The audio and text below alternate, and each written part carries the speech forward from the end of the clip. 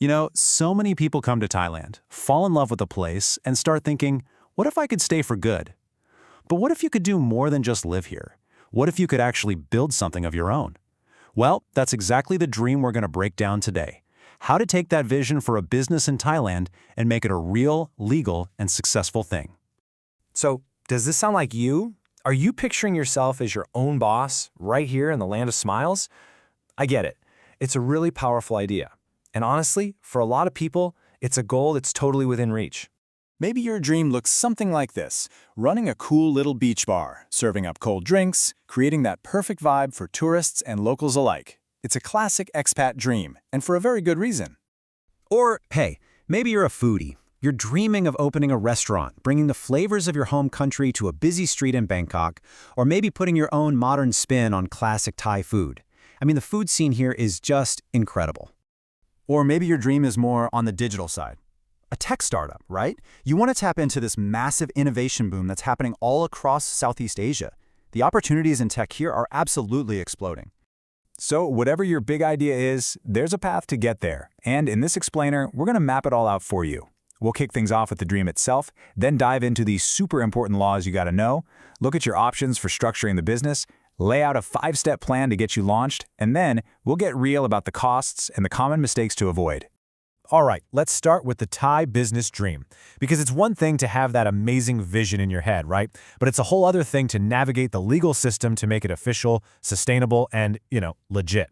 And this right here, this is the most important thing you need to understand from day one. You can't just rent a shop, hang up a sign, and start selling stuff like you might back home. Thailand has a specific rulebook, and it's there for a reason, to protect local industries while still welcoming foreign investment. Getting your head around these rules is step one to making it here. And that brings us to the main rulebook itself. This is the piece of legislation every single foreign entrepreneur in Thailand needs to get familiar with, the Foreign Business Law. So at the very heart of all this is the Foreign Business Act. The best way to think about it is like a gatekeeper. Its job is to balance two things: protecting local Thai businesses, but also making it clear how foreign skills and money can come into the country. It basically sorts every kind of business into different categories. Some are totally open, some have restrictions, and some need special permission. But here's the really good news. Even with those rules, a ton of the businesses you're probably dreaming about, restaurants, tour companies, consulting firms, even those tech startups, are completely possible. For sure.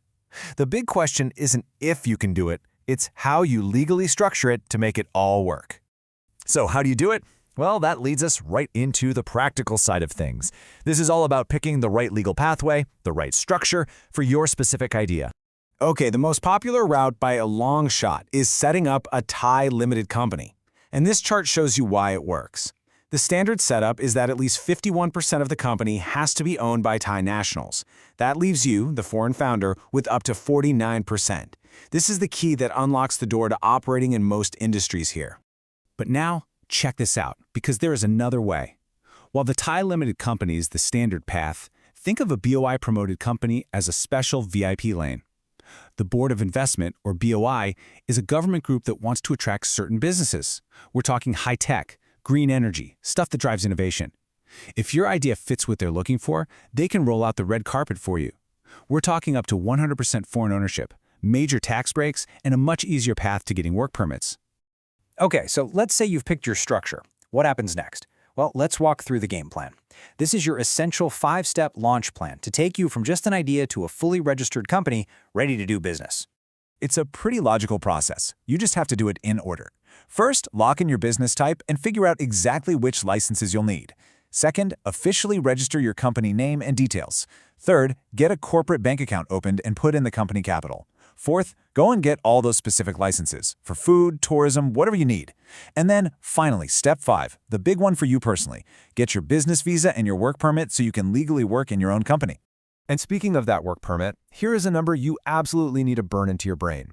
2 million baht.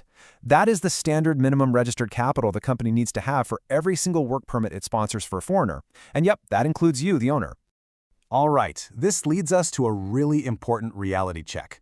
Let's talk about the costs and the common mistakes people make. Because having the dream is awesome, but knowing how to budget for it and what pitfalls to avoid, Well, that's what makes it actually last. So this table gives you a rough idea of those one-time setup costs. You've got the government fees for the company registration, you've got legal fees, which are worth every penny to make sure you're protected, and then the cost for your own visa and work permit. And remember, this is all before you even spend a single baht on rent, staff, or inventory. And that brings us to the mistakes. It is so easy to get carried away in the excitement, but these are the things that can totally wreck a business before it even gets going. The biggest ones? Picking the wrong company structure from the start, not doing your homework on licenses, relying on handshake deals with partners instead of solid contracts, and the absolute worst mistake, just trying to operate under the table without the right permits. Any one of these can be a total disaster. So, we end right back where we started, with the dream. As we've seen, making that dream a reality in Thailand is 100% possible. But it's not a vacation. It takes real research, good legal advice, and a clear-eyed understanding of the rules. For the people who are willing to do that work, the rewards, personally and professionally, can be just incredible. So, the only question left to ask is your dream worth the paperwork